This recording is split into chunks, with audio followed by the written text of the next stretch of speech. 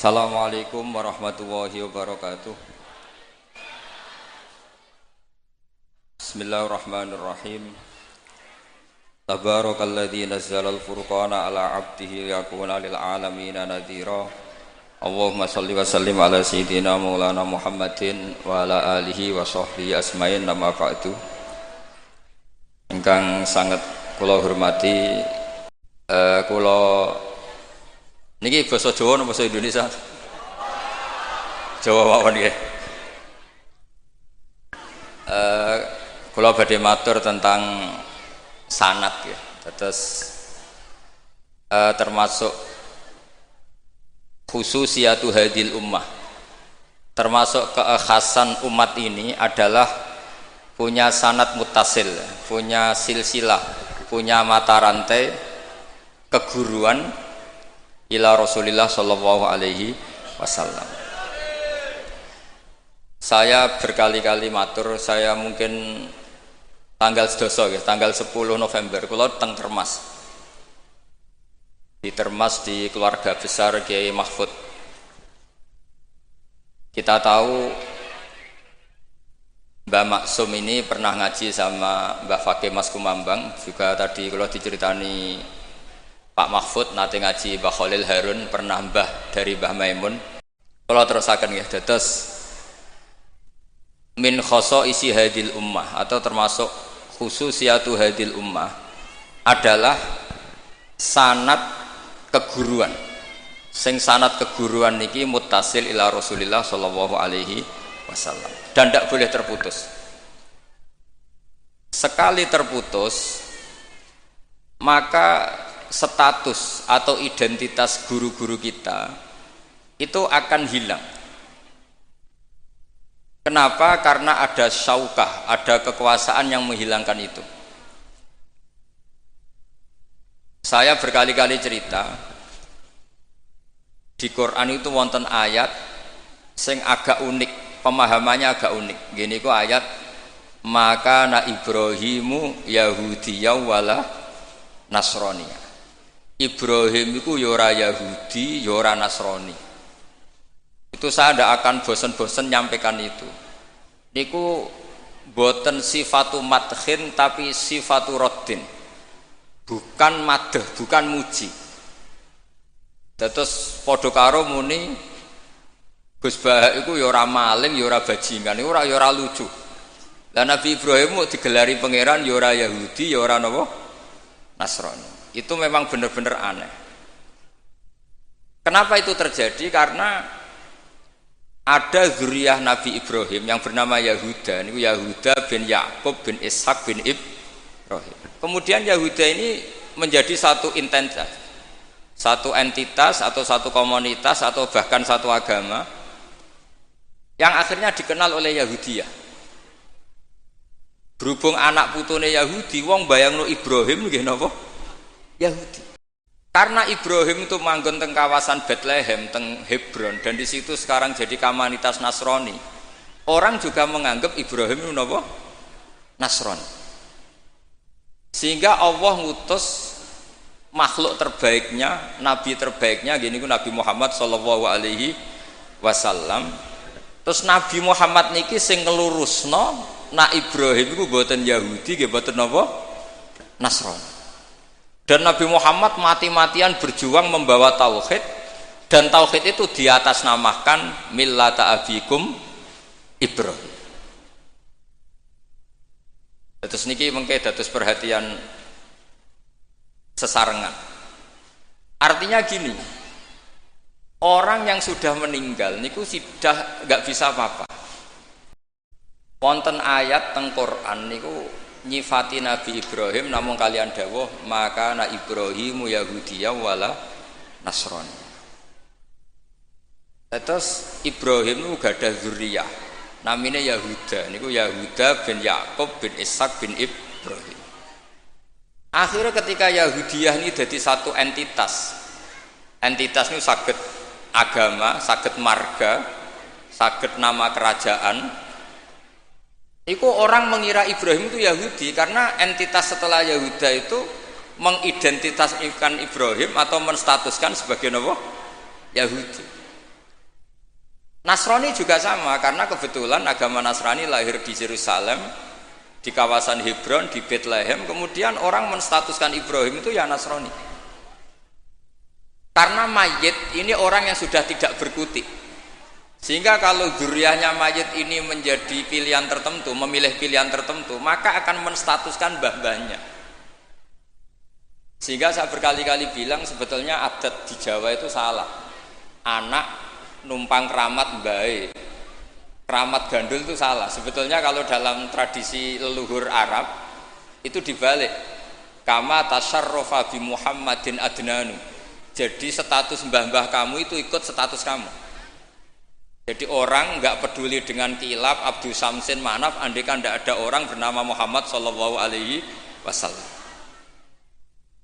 Orang nggak akan peduli dengan Wali Songo andaikan tidak punya murid-murid nasab maupun murid-murid sabab kados para ulama yang mengajarkan Fathul Wahab, Ikhya. Andaikan kita kemudian beda haluan, nganggep kuburan itu tempat syirik, tempat khurafat, bid'ah, maka kita tidak menstatuskan kuburan wali itu tempat berkah, tapi tempat bid'ah dan syirik. Nah, status itu tuh terserah kita, bukan terserah yang meninggal. Itu filosofi dari maka na Ibrahimu Yahudiyau wala Nasrani. Andai kan tidak ada Nabi Muhammad Shallallahu Alaihi Wasallam, maka kestatusan Nabi Ibrahim akan dibelokkan menjadi berstatus Yahudi maupun Nasrani. Maka kalau mau matur, min khoso isi hadil ummah adalah as-sanadul muttasil ila Rasulillah Shallallahu Alaihi Wasallam. Sebab hanya dengan sanad itu kita bisa menjaga status guru kita, gurunya guru kita, gurunya guru kita ila Rasulillah Shallallahu Alaihi Wasallam. Saya termasuk orang yang fanatik sanad. Saya muridnya Mbah Mun. Mbah Mun diantara gurunya tentu Mbah Karim Lirboyo. Beliau ngaji sama Mbah Hasyim ngaji sama Syekhona Khalil ke Syekh Nawawi Banten. Atau Mbah Mun ngaji Mbah Karim, Mbah Hasyim ngaji Syekh Mahfud Termas di Mekah, kemudian ngaji Said Abi Bakar Sato Sohibul I'anah. Saya dari gen saya piyambak, gak ada bapak kandung, hafal Quran, ngaji sama buyut saya dari ibu. Dan itu sampai buyut saya namanya Hafsah, itu binti Soleh, binti Maksum dulu, binti Maksum bin Soleh. Soleh buyut saya itu gurunya Mbah Soleh Darat ketika beliau masih di Kudus, ngaji di Damaran. Pondok tertua di Kudus itu buyut-buyut saya di Damaran belakang makom. Jadi buyut saya kandung namanya Hafsah, punya anak namanya Sofia itu yang sampai saya, punya adik Badiah jadi ibunya Ki Sahal. Terus Hafsah itu punya saudara, pernah bulik namanya Nyai Fadilah, itu di garwa Kiai Akil Sirat yang jadi Pak Said Akil dan seterusnya. Saya cerita begini ini penting karena supaya kebenaran itu dzurriyatam ba'duha min ba'd. Sekali dzurriyah ini melenceng itu tidak harus ekstrim menjadi kafir menjadi muslim atau muslim menjadi kafir, tidak harus itu. Misalnya dari Sunni menjadi Wahabi atau Sunni menjadi Syiah, atau Sunni seneng ngaji menjadi Sunni tidak seneng ngaji, itu juga sudah parah. Atau kiai yang dulu kagum anaknya bisa baca Ikhya, kemudian kiainya kagum kalau anaknya punya Alfat, itu juga melenceng sama. Dari kiai yang bangga anaknya tawakal menjadi bangga kalau anaknya pakai melenceng. Jadi melenceng itu macam-macam, tidak harus ekstrim. Tapi efek dari melenceng itu adalah menstatuskan orang sing hanifah muslimah, yaitu Nabi Ibrahim, menjadi Yahudian atau Nasronian. Jadi kira-kira kalau ada muridnya Mbah Mun kok kedonyan, sebetulnya mental kapitalistiknya itu dia mungkin nyifati Mbah Mun bahasa hal itu enak kayak gede, tamune akeh, duwe akeh, mesti seperti itu. Tapi kalau saya atau yang sejenis saya enak duwe Kiai Mbah Mun, saya pernah khatam Wahab dengan Mbah Mun, khatam Mahali sama Mbah Mun, Jampul Jamek sama Mbah Mun, nak moco enak, nak nerangno enak. Sampai kata ada Kiai Madura itu nak moco kitab rapati iso. Tak tanya, teman saya, yang kiai ini teman saya, bukan semua Kiai Madura yang teman saya. Kenapa kamu tidak bisa baca kitab? Yang kitab enak dibaca milik Mbah Mun, yang milik saya tidak enak katanya. Sehingga dia punya cita-cita mau beli kitabnya Mbah Mun. Jadi dia tidak menyalahkan otaknya, tapi menyalahkan kitabnya. Setelah saya alim, saya sering baca kitab, katanya dia, kitab jenengan tak beli 10 juta Gus, asal saya bisa baca kayak jenengan katanya. Khawatir saya masalah sanad itu, saya ulang lagi masalah sanad. Saya punya kitab banyak karangannya Mbah Hasyim Asy'ari, karena saya punya tulisan banyak tentang Mbah Hasyim. Mungkin bahkan yang belum didokumen oleh keluarganya, karena Mbah Hasyim dulu teman akrab buyut saya, namanya Raden Fauzan. Fauzan itu bin Maksum. Itu ketika kitab dulu itu silih-silihan, karena dulu beli kitab itu mahal.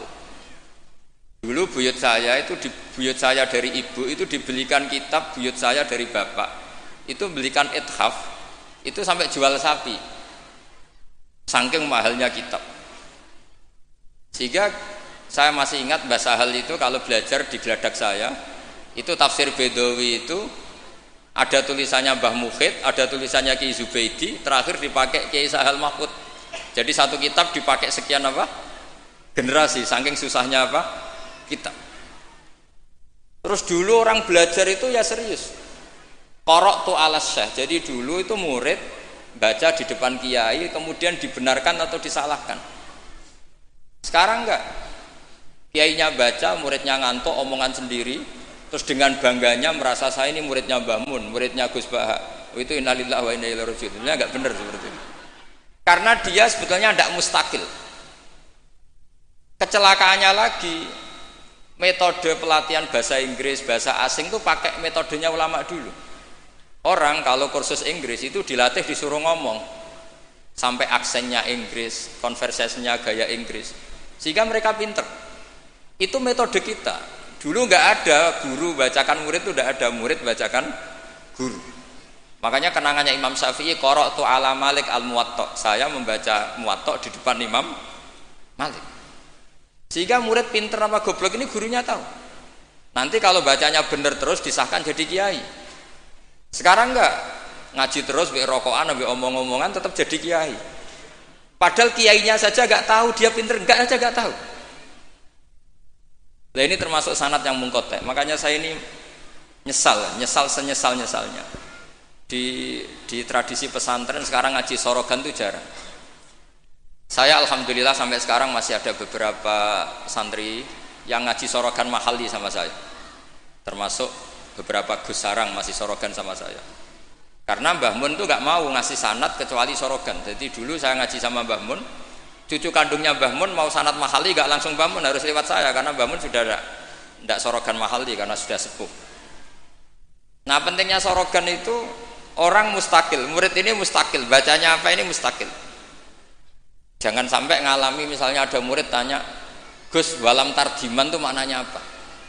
Saya yang kecelok orang alim saja nggak tahu maknanya lam tardiman. Setelah tak lihat ternyata di bab khed walam tarodaman, dia baca langsung lam tardiman. ya bingung. Kok saya sampai apa? Madatul kalimah dari apa? Mustaknya apa? Soroknya? Akhirnya saya coba kitabnya tak lihat, ternyata walam taro daman, dia bacanya langsung lam tardiman. Itu banyak sekali.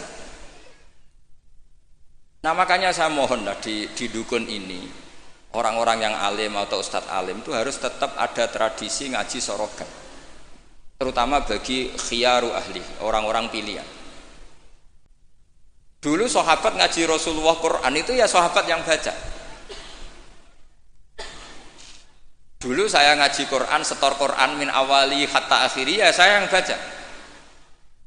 Beberapa kali saya baca kitab di depan Mbah Mun, di depan Gus-Gus, di depan kiai-kiai saya. Jika kiai dulu itu tahu ini sudah alim, ini belum, ini setengah alim, ini setengah waras, ini tidak waras, itu tahu. Karena kelihatan sekali, tingkat naifnya itu kelihatan sekali. Misalnya ada anak baca misalnya begini, An Abdillahi bin Amrin, itu gurunya pasti tahu. Locong kok Amrin ada wawunya, berarti bener. Misalnya An Abdillahi bin Umaro, itu gurunya langsung tahu. Nah sekarang itu enggak. Murid itu hanya mendengarkan, sehingga kadang-kadang ada orang itu baca Ibnu Ubay bin Ka'ab, itu dibaca Ibnu Abi. Anaknya bapak ini rak kowe cung. Jadi ini kecelakaan seperti ini nggak boleh terjadi. Ada lagi murid yang tanya gini, ini setengah pinter tapi ya setengah goblok. Saya pernah sorogan fikih ditanya, tidak boleh nikahi zaujatul ab. Saya ulang lagi ya. Wala tangkihu manakaha abaukum minan nisa illa ma qad salaf. Tidak boleh menikahi istrinya bapak.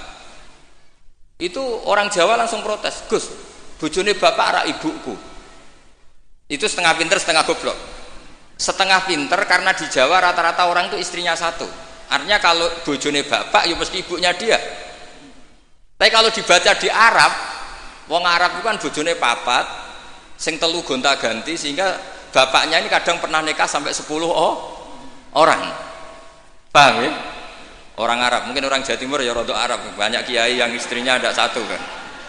Nah sebetulnya orang Jawa Timur yang paling tidak iskal karena saya ulang lagi ya. Sehingga dia tanya, Gus, bojone bapak itu ora ibu. Mosok wong kok dilarang kawin bojone bapak? Ya mesti wae ra bakal wong bojone bapak iku ibu. Dia protes, kenapa harus dilarang wong karuan ndak mungkin terjadi. Tak terangno. Kalau orang Arab kan mungkin, yaitu bojone bapak satu ibu kamu, dua Sri, terus Wahyuni atau siapa. Ini orang yang pernah dinikahi bapak kamu itu haram kamu nikah. Nah berhubung dia orang Jawa, bojone bapak itu mesti ibu karena ibu istrinya satu. Nah itu setengah pinter setengah goblok. Setengah pinternya bisa bantah, agak cerdas lah, bisa usul gitu. Setengah gobloknya itu sebetulnya ketika dengan ibunya itu bahasa Arabnya bukan zaujatul ab tapi ummuka. Kamu tidak boleh menikahi ummuka. Jadi bukan dimasukkan zaujatu abika. Jadi kalau dalam bahasa fikih itu status yang dipakai status terdekat. Jadi misalnya saya menghukumi ibu saya ya ummi, itu ibu saya. Tapi ketika istrinya bapak yang lain harus distatuskan zaujatu abika. Itu tidak bisa, kalau orang nggak sorogan itu tidak bisa. Ya kalau orang-orang NU, orang-orang pesantren saja sudah ada alim, apalagi yang di luar kita. Karena tadi sanad ini sudah mulai mungkota, ini sudah agak kecelakaan betul. Dulu Imam Malik tuh ngaji di depan Imam Malik ngaji di depan Imam Zuhri, ya sorogan. Imam Syafi'i ngaji di depan Imam Malik, baca muwatta khatam benar semua. Terus qad ana laka antuftiya, ana itu sudah saatnya kamu iftah. Karena baca min awali hatta akhiri benar semua. Masih ngaji sama Sufyan bin Uyainah, masih ngaji sama Sufyan As-Sauri. Terakhir beliau ngaji sama Muhammad bin Hasan As-Syaibani di Irak. Itu semuanya yang baca Imam Syafi'i, sak logikanya. Terakhir dites begini Imam Syafi'i, sama sih. Saya termasuk sering baca kitab Risalatus Syafi'i. Saya sering baca kitab sering baca kitab Risalatus Syafi'i. Itu dites begini. Kata Sufyan As-Sauri, ya Aba Abdillah, kalau manggil Syafi'i itu Aba Abdillah, ma makna hadisi la tuharrikut tayra min makinnatiha. Gurunya yang satu tidak baca makinnatiha tapi min wakanatiha. Jangan gerakkan burung dari sangkarnya. Kalau sampai yang dibedai mesti jawab ini, kurang penggawean apa ngobrak-ngobrak manuk kan gitu.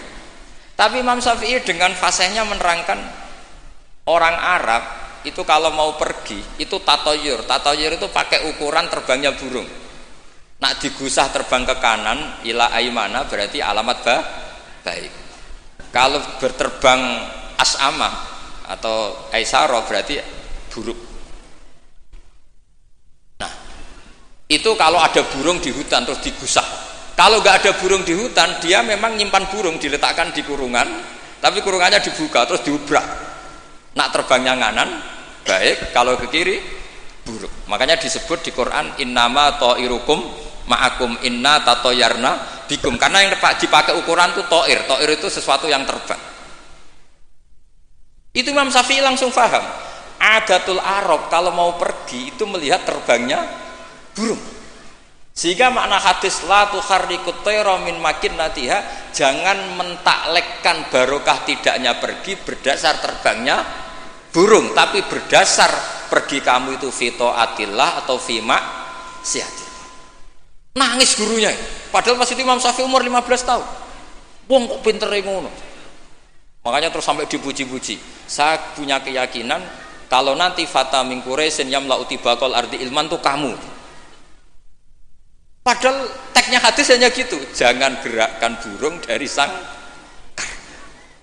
Itu dulu mungkin orang alim sampai seperti itu mungkin. Karena ngajinya sorokan, mustakil. Saya beberapa kali dites Mbah Mun, hak cara kowe naib Indonesia itu fasik ta ora? Ora dijawab fasik ya rodok fasik untuk mel-melan terus.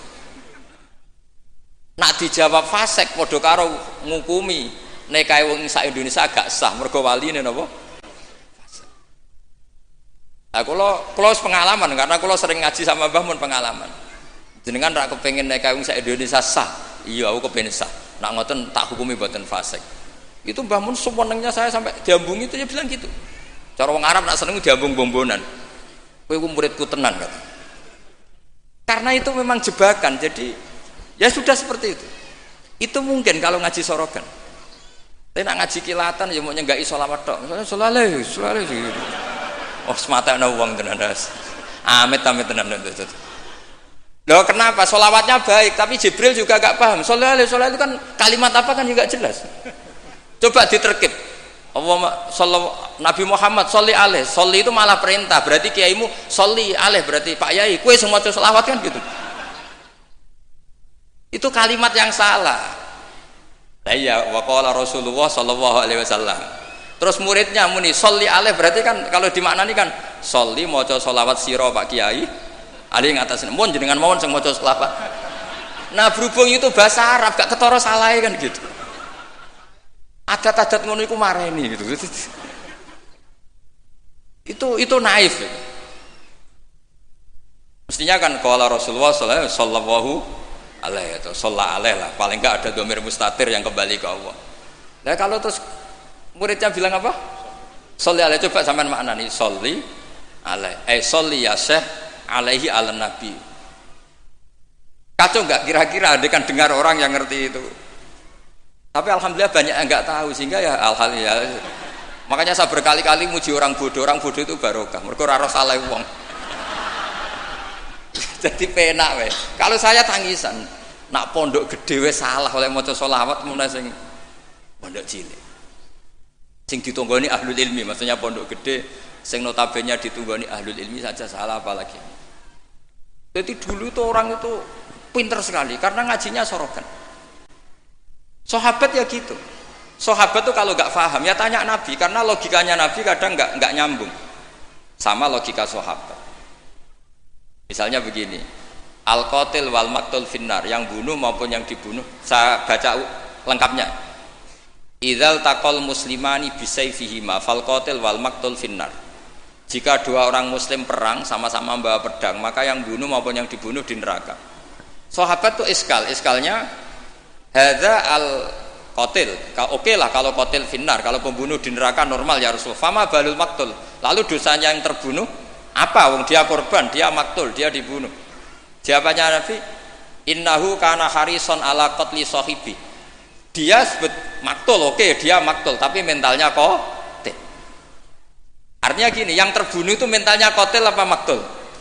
Qatil, karena dia saat tempur tentu inginnya membunuh. Artinya maktul itu status fakta, tapi status mentalnya qatil. Itu hebatnya Rasulullah. Ya ketika ada orang sama-sama bawa pedang duel, itu mentalnya semuanya qatil. Cuma yang satu nasibnya maktul. Nah, maktul ini status nasib apa status niat?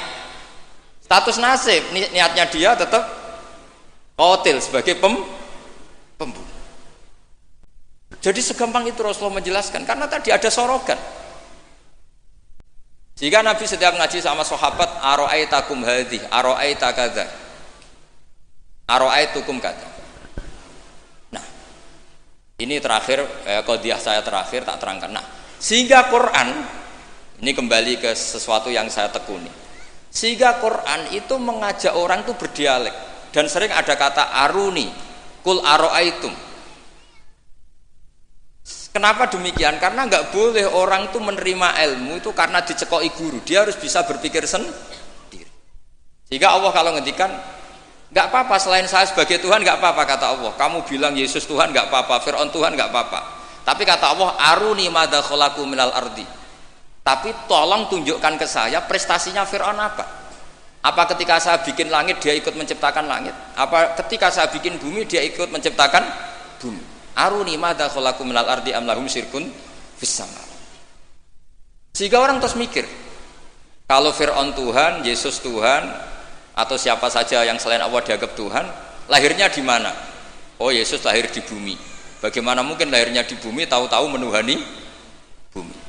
Fir'aun ketika merasa Tuhan, Musa ditanya, Tuhan kamu siapa? Rabbus samawati wal ardi, yang nuhani langit dan bumi. Terus kata Fir'aun, ya Haman ibn li sarhal la ali abluhul asbab. Sudah, saya mau bikin piramida, mau lihat Tuhannya Musa. Terus soal di bumi kata Fir'aun, ma'alim tulakum min ilahin ghairi. Saya jalan-jalan kemana-mana, setahu saya yang dituhankan saya, kata Fir'aun. Nabi Musa ganti argumentasi bilang, Rabbukum wa rabbu abaikumul awwalin. Yang nuhani nenek moyang kamu.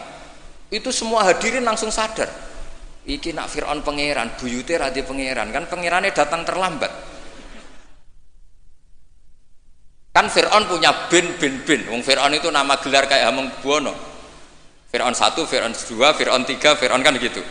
Makanya zaman Nabi Yusuf itu rajanya juga namanya sudah Fir'aun. Zaman Nabi Musa juga Fir'aun, karena itu gelar.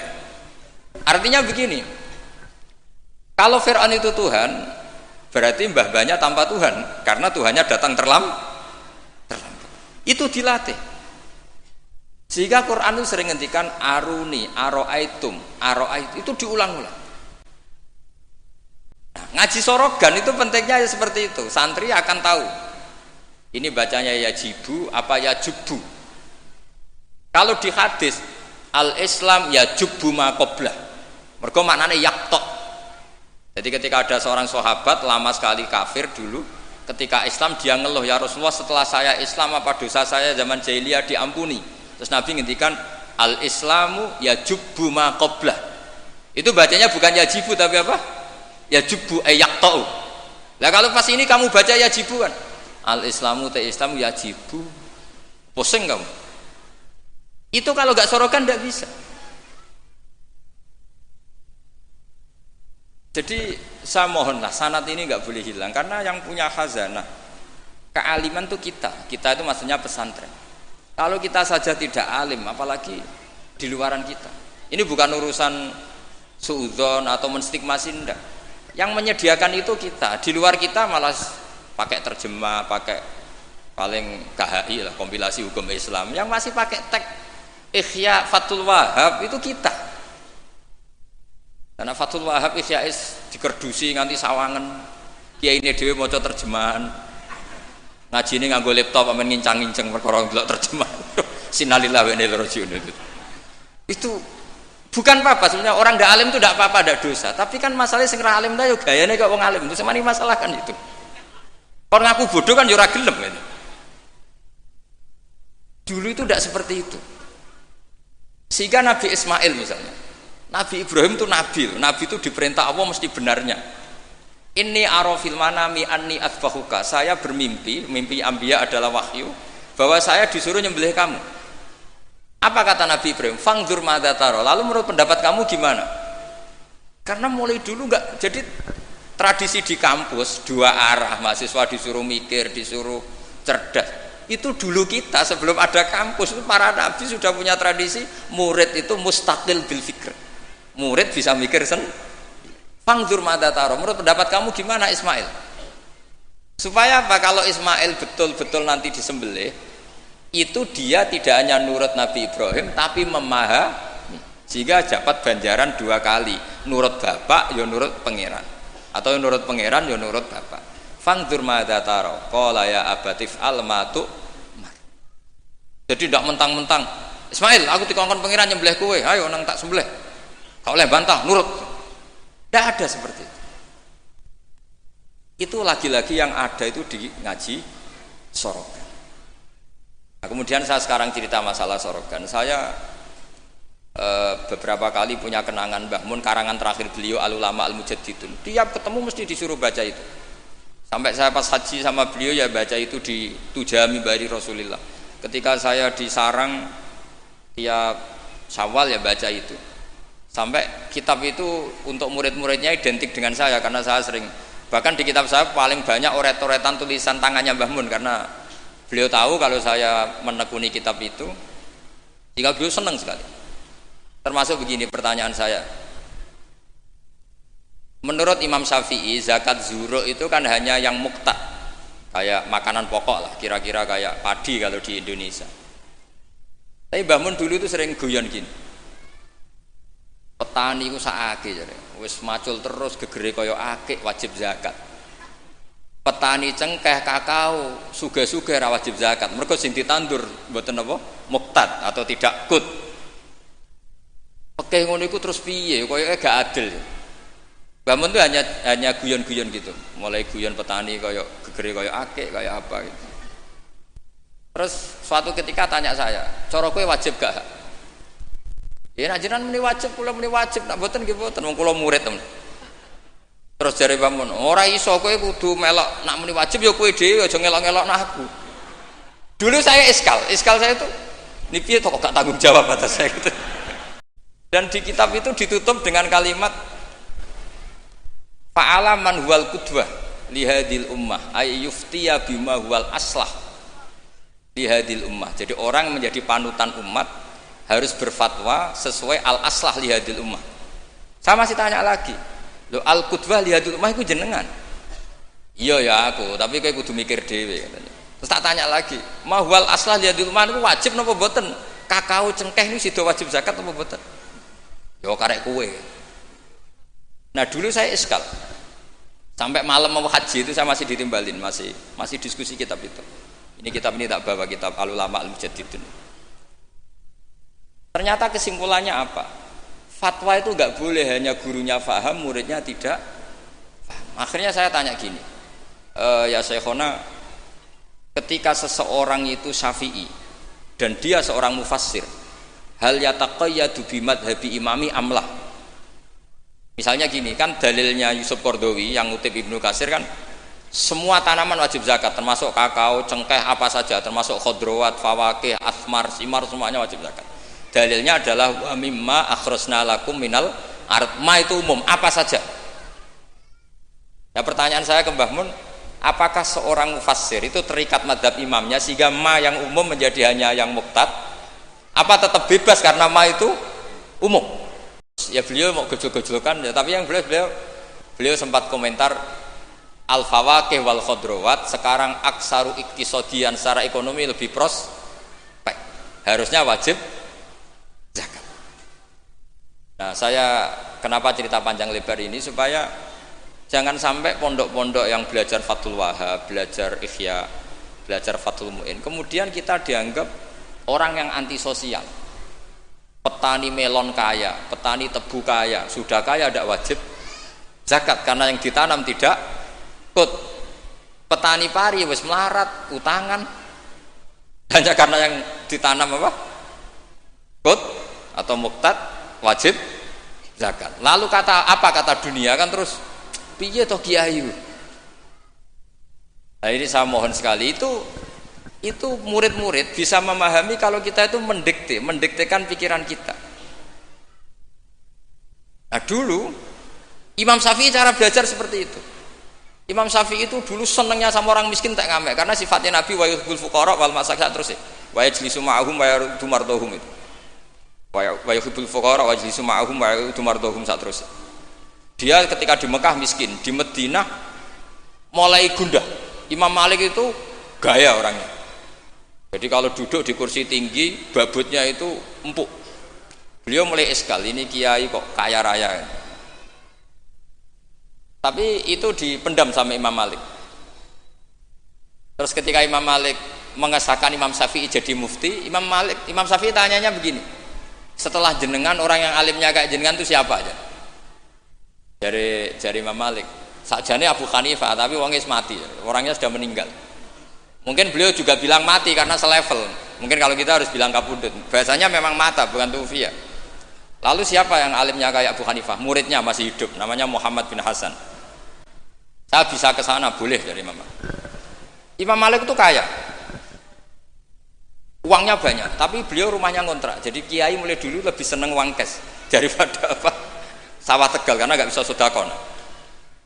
Akhirnya Imam Malik gandeng Imam Syafi'i dijak ke Baki. Dulu Baki itu pasar kafilah, rental lonta gitu. Mana kafilah yang mau ke Irak?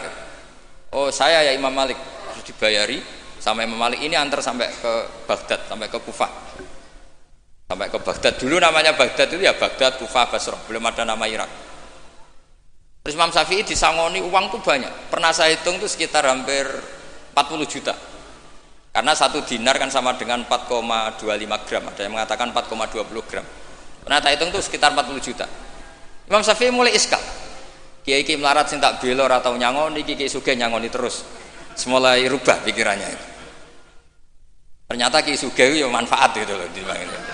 Dulu dia pengagum kiai melarat karena zuhud, bebas hisab, jadi hisab apa nih orang dipopo kan itu terus. Bareng ngaji di Irak, di Baghdad itu, di Kufah. Karena dulu itu satu kawasan. Ini perlu saya sampaikan. Jadi dulu Kufah itu bukan nama kayak sekarang, Baghdad Irak. Jadi saya beri contoh sedikit ya perubahan bahasa. Dulu yang namanya Israel itu kalimat madkhin. Karena Israel maknanya hamba Allah. Sehingga ada ayat wa anni faddaltukum alal alamin Bani Israel. Sekarang enggak. Israel sekarang itu nama nation, sebuah negara. Di situ ada Zionis, ada turunan Eropa, turunan Amerika yang jahatnya minta ampun sama Palestina. Sehingga Israel yang ini bukan wa anni faddaltukum alal alamin. Jadi itu perubahan bahasa. Dulu yang namanya makruh itu faqal haram. Itu yang disebut Allah walakinna wa habbaba ilaikumul iman wa zayyanahu fi qulubikum wa karraha ilaikumul kufra wal fusuqa wal isyan. Jadi kalau dulu Imam Syafi'i ngendikan akrahu kadza, maknanya uharrimu kadza asyaddat tahrim. Karena akrahu maknanya itu faqal haram. Tapi sekarang di definisi fikih makruh itu dunal haram, kayak rokok itu namanya makruh. Jadi kalau bahasa dulu kamu maknani sekarang, kafir itu makruh. Kalau bahasa dulu, piye hukumnya kafir? Makruh. Hukumnya syirik? Makruh. Karena maknanya makruh itu dibenci. Tapi tahu-tahu ada istilah modern, makruh itu dunal haram, sesuatu di bawah haram namanya apa? Makruh. Itu kamu nggak boleh terjebak bahasa itu. Dulu namanya Kufah itu satu entitas. Sehingga Ibnu Abbas pernah nasihati Said Husain, Al-Kufah la tafi, wong Kufah itu ora tau jujur. Karbala juga gitu, dulu satu entitas. Makanya Said Husain ngintikan ini daerah mana? Karbala, ini Karobun wa Balaun. Nah, sekarang terus jadi satu nama. Dulu Mesir itu gubernuran dipimpin Sayyidina Umar dari Medina.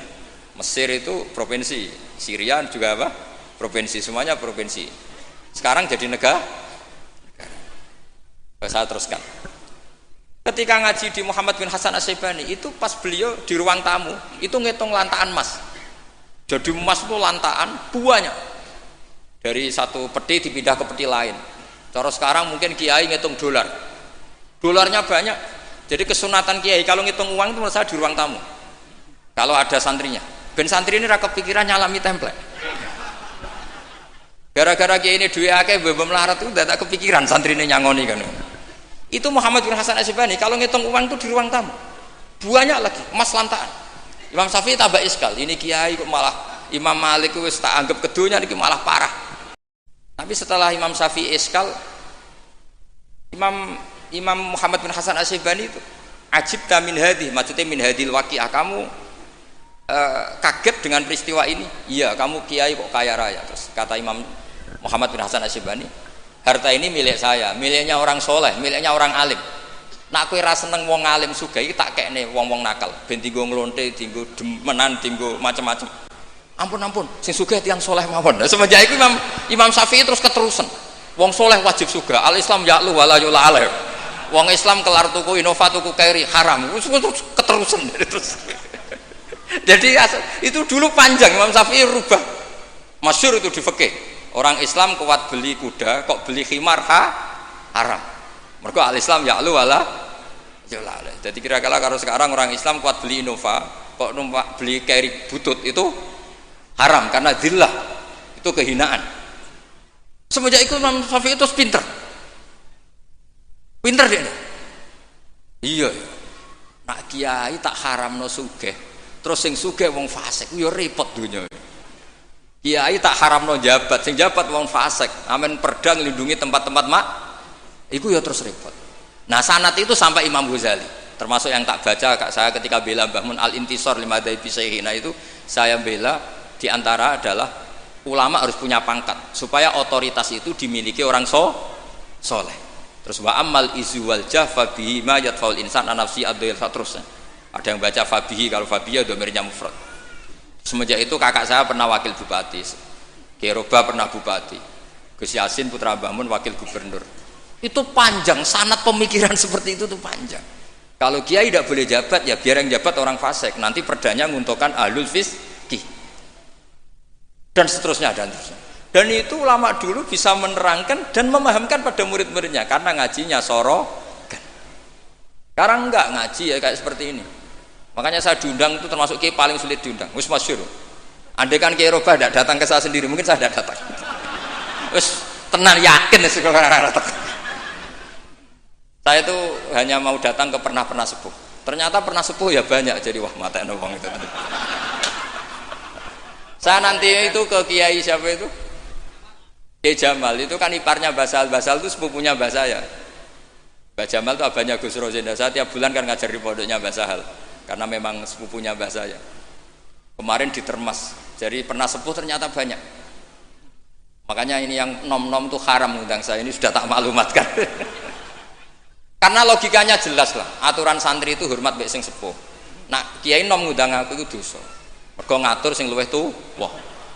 Jelas dosa, cara fikih jelas dosa.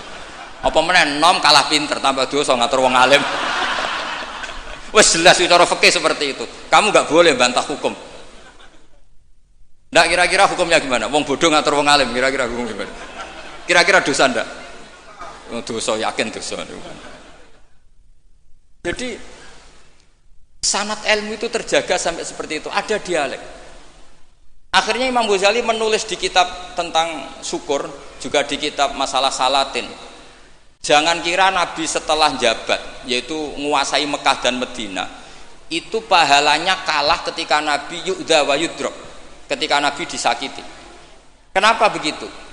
Nabi ketika disakiti, diusir di Mekah, ganjarannya Nabi tetap hanya sabar tok. Oke, sabar itu mendapat pahala.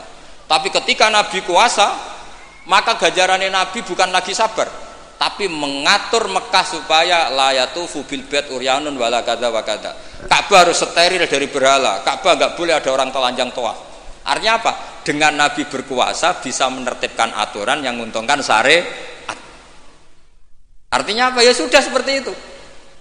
Semenjak itu terus Imam Syafi'i, wah nak ngono wong Islam ora oleh kalah. Ya terus keterusan tadi di fatwa-fatwa fikih apa? Syafi'i. Nah semenjak itu terus mungkin Kiai jabat dulu Mbah Hasyim punya putra Gus Wahid di Menteri apa?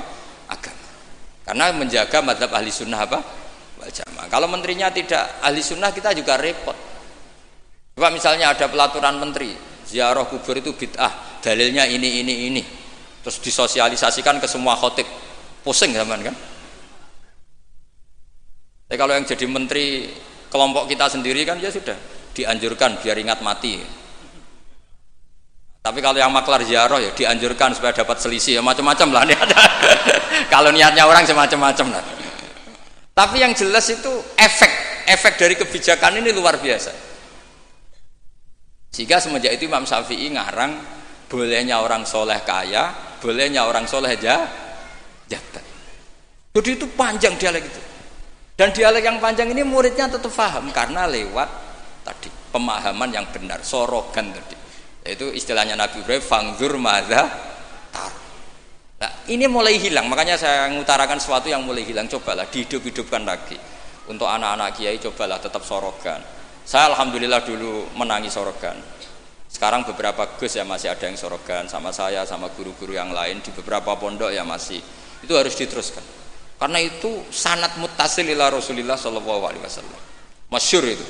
Ketika Abdul bin Mas'ud mau ngaji sama Nabi, Iqra alayyal Qur'an kata Rasulullah. Aqra'u wa 'alaika unzil. Mosok kula sing maos Nabi kan Quran diturunke ning jenengan. inni uhibbu an asma'ahu min ghairi, aku seneng nak sing maca wong liya. Abdullah bin Mas'ud mulai baca surat Nisa, baca sampai ayat fa kaifa idza ji'na min kulli ummatin bi syahidi wa ji'na bika ala haula'i syahida fa idzan ainahu tadrifan, terus Nabi nangis. Tapi intinya itu ada sanad bahwa murid yang baca. Nggih ngoten mawon. Assalamualaikum warahmatullahi wabarakatuh.